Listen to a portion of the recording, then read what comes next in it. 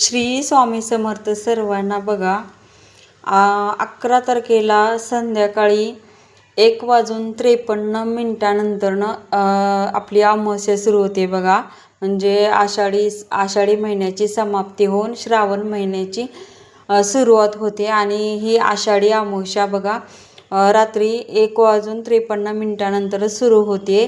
ते 12 तारखेला रात्री 11:06 आहे. म्हणजे आपल्याला 12 तारखेची अमावस्या करायची आहे, आषाढी अमावस्या करायची आहे. या दिवशी आषाढ महिना संपतो आणि या अमावस्याला आषाढी अमावस्या असे म्हटले जाते बघा. आता ही अमावस्या दीप अमावस्या म्हणून पण म्हटली जाते बघा. आता या दिवशी आपल्याला म्हणजे सर्व आपल्या घरातील जेवढे काही दीप असतील किंवा समई असेल, दिवा असेल, ते स्वच्छ करून त्यांची पूजा करायची असते बघा. आणि त्याच्यासाठी ती पूजा कशी करावी आणि ती पूजा कधी करावी, त्या पूजेचा योग्य वेळ कोणती आणि म्हणजे काय काय करावं, चला तर मग आपण पुढे पाहूया. आता पहिल्यांदा 12 तारखेला अमावस्या आहे, त्याच्यामुळं पहिल्यांदा आपल्याला सकाळी लवकर उठून आपण तर श्रावण महिना यायच्या अगोदर आपण घर ते स्वच्छ केलेलं असतंच, पण आपण सकाळी आपल्याला देवघर ते स्वच्छ करून आपलं छान अशी देवपूजा ते करायची आहे आणि फुलं वाहून आरती ते करायची आहे बघा या दिवशी. आणि आता कोणी बघा आपल्याला जमेल तसं किंवा जमेल तशा वेळेनुसार आपण दीपपूजन करत असतो. कोणी सकाळ करून घेतं दीपपूजन, कोणी म्हणजे दुपारून करून घेतं, कोणी रात्री करतं. पण आपल्याला योग्य वेळ कोणती, तर आपल्याला योग्य वेळ म्हणजे कसं संध्याकाळी म्हणजे आता प्रदोष काळात या दीपपूजन करायचं आहे बघा. सकाळी पण केलं तर चालतं, सकाळ पण, आपण रात्री केलेलं खूप चांगलं. या दिव्यांच्या ह्याच्याने आपल्याला प्रज्वलनाने आपल्या घरात सुख, शांती, समृद्धी, लक्ष्मी नांदत असते बघा. त्याच्यामुळं आपण या दिवशी दिवे स्वच्छ करून आपल्याला पूजन करायचे असते. आणि हे दिवे आपण वर्षानुवर्ष वापरत आलेलं असतो बघा हे दिवे. त्याच्यामुळे ह्या दिव्यामध्ये आपण सकारात्मक ऊर्जा, प्रकाश असं साठलेला असतो. त्याच्यामुळं आणखीन आपलं घर प्रकाशमय होण्यासाठी, उजळून येण्यासाठी या दीप अमावस्येला आपण दिव्यांची पूजा करून दिवे प्रज्वलित करत असतो बघा. ज्या दिवशी आपल्या घरी दीप प्रज्वलन म्हणजे होते आणि एक वेगळाच प्रकाश आपल्या घरात निर्माण होत असतो, तसाच आपला प्रकाश नेहमी आपल्या घरात राहावा यासाठी या दीपपूजन करत असतो बघा. आता चला तर मग आता त्या दीपपूजनाची योग्य वेळ कोणती पाळायची आहे, काही उपाय करायचे आहेत. त्याच्यामुळं आपल्या घरात अखंड लक्ष्मी राहते आणि वाईट शक्ती आपल्या घरात येत नाही आणि आपल्या घराचं रक्षण होतं आणि आपल्या घरात सुख, शांती, ऐश्वर्य नांदते बघा. अमावस्या आहे त्याच्यामुळं आपल्याला बघा पांढरा भात करायचा आहे आणि पांढरा भात केल्यानंतर त्याच्यात मीठ टाकायचं नाही आहे, असाच शिजवायचा आहे भात तो.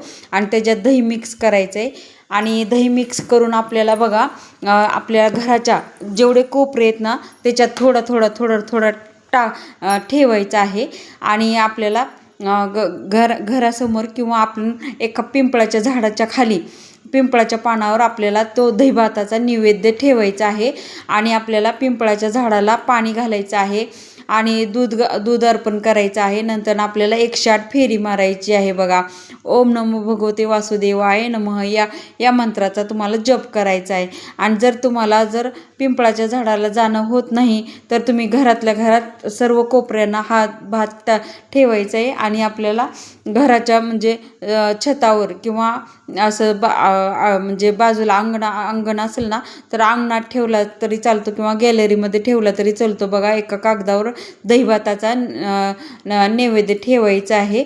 आणि तो आपल्याला पक्षी म्हणजे कुठल्या पण पक्ष्यानं खाऊ दे किंवा कावळ्यानं खाल्लं तर अति उत्तम बघा. आणि नाही खाल्लं तर नंतर आपण तो कचऱ्यात टाकून दिला तरी चालतो किंवा कुत्र्याला खाऊ घातला तरी सुद्धा चालतो बघा.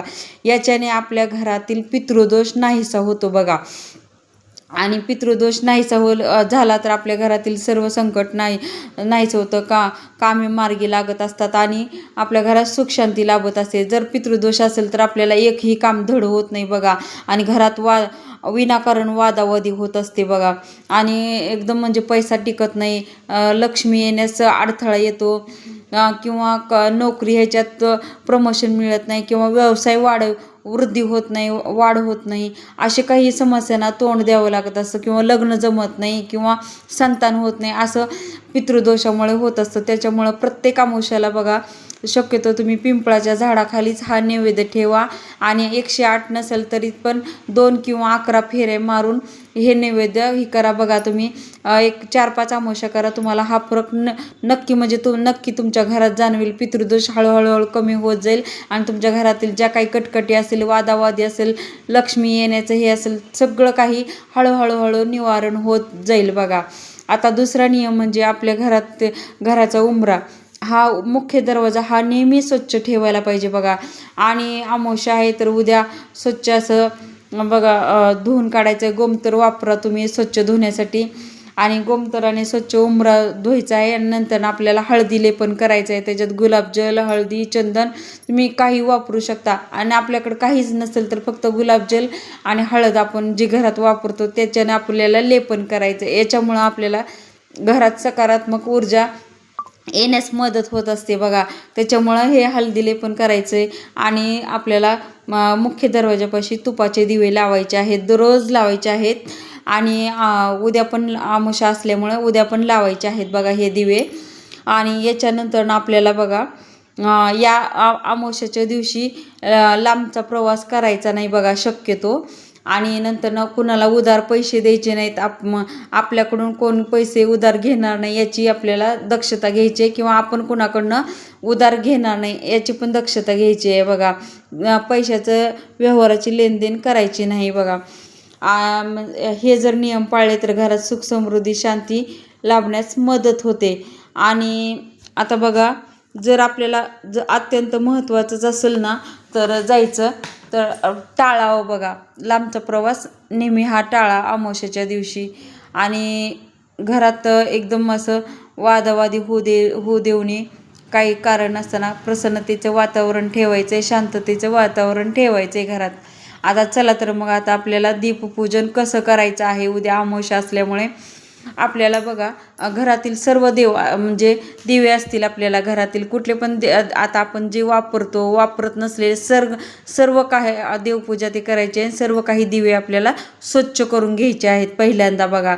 आणि नंतर आपल्याला त्या दिव्यांना आपल्याला दुधाने आंघोळ घालायची आहे, किंवा दुधाने अभिषेक केल्यासारखं करायचं आहे बघा. नंतर दुधाने, नंतर पाण्याने असं स्वच्छ छान असे धुवून घ्यायचे आहेत. धुवून घेतल्यानंतर आपल्याला त्याला वस्त्रमाळ, आघाडा, पुन्हा तुपाचा दिवा, असे हळदी, कुंकू, फुलं, हार हे सर्व काही अर्पण करायचे. वस्त्रमाळ पण अर्पण करायचे बघा. आणि त्याच्या वस्त्रमाळ म्हणजे हे सर्व करण्याच्या अगोदर आपण पहिल्यांदा गणपती पूजनापासून सुरुवात करायची आहे बघा. आता हे स्वच्छ आपले सगळे घरातील दिवे स्वच्छ करून घेतले, आणि आपण एक पाट घ्यायचा आहे. पाटावर आपल्याला लाल म्हणजे लाल रुमाल असू द्या किंवा लाल वस्त्र असू द्या अंतरायचं आहे. त्याच्यावर थोडेसे तांदूळ ठेवायचे आहेत, आणि तांदूळ ठेवल्यानंतर आपल्याला तामणामध्ये सुपारी घ्यायची आहे, किंवा गणपतीची पूजा जरी केली तरी चालते बघा.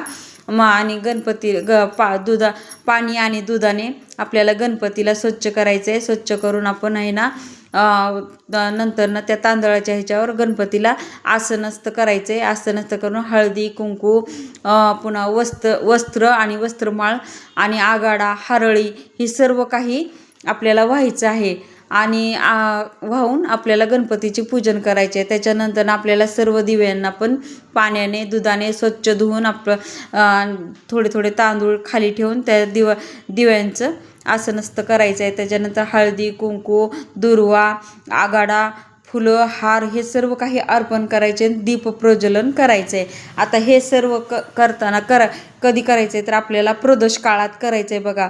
आपल्या घरी लक्ष्मी येण्याचा वेळ असतो प्रदोष काळात. या घरात आपल्याला सर्व काही प्रकाशमय करायचं आहे. या नादाने आपल्याला आपलं सर्व घर प्रकाशमय होत असतं बघा. त्याच्यामुळं घरात हा नेहमी प्रकाश चांगल्या ह्याचा राहावा, याच्यासाठी आपल्याला प्रदोष काळात ही पूजा करायची आहे. प्रार्थना करायची आहे की आपल्या घरात सतत सुख, शांती आणि लक्ष्मी नांदावी, याच्यासाठी आपण प्रार्थना करायची आहे. नंतरनं गोडाचा नैवेद्य, गुळ खोबऱ्याचा नैवेद्य दाखवू शकता तुम्ही, पुरणपोळीचा नैवेद्य दाखवू शकता, गोड काही घरात केलेलं असेल त्याचा नैवेद्य दाखवून ही पूजा संपन्न करायची आहे. आणि घरात लहान लेकरांना पण आपल्याला ओवाळायचं आहे बघा. 9, 11, 7 किंवा असे आपल्याला कणकेचे दिवे करायचे आहेत. त्या दिव्याने आपल्याला आपण जे पूजन केलेले आहे त्याची आरती करायची आहे बघा. आणि नंतरनं गोडाचा नैवेद्य दाखवायचा आहे. पहिल्यांदा आपल्याला पीठ घ्यायचं आहे गव्हाचं आणि ते घट्ट असं मळायचं आहे. त्याच्यात मीठ टाकायचं नाही, तुम्ही त्याच्यात हळद टाकून तिंबायचं आहे किंवा असंच तिंबलं तरी चालतं. आणि ते आपल्याला दिवे 7, 11 किंवा 9 असे वाफलून घ्यायचे आहेत बघा. आणि वाफलून घेतल्यानंतर ना त्याच्यात आपल्याला शुद्ध गाईचे तूप वापरायचे आहे. आणि आपल्याला ते दीप प्रज्वलित करून आपल्याला दिव्यांची आरती करायची आहे. याच्याने सुख समृद्धी राहते घरात. लहान मुलांना ओवाळण्यासाठी बघा दुसरे कणकेचे दिवे करायचे आहेत. असे जसे सांगितले मी तसेच करायचे आहेत. आणि आपल्याला मी सांगितलेला बिनमिठाचा भातही करायचा आहे. आणि आपल्या लेकरांवर 7 वेळा ओवाळून आपल्या मुलांच्या प्रगतीसाठी, आपल्या सुखासाठी, आपल्या शांतीसाठी, आपल्या मुलांच्या प्रगतीसाठी त्याच्यावरनं ओवाळून हा बाहेर फेकून द्यायचा आहे. जेणेकरून कुणाच्या पायाखाली अन्न येणार नाही अशा बाजूला टाकायचं आहे.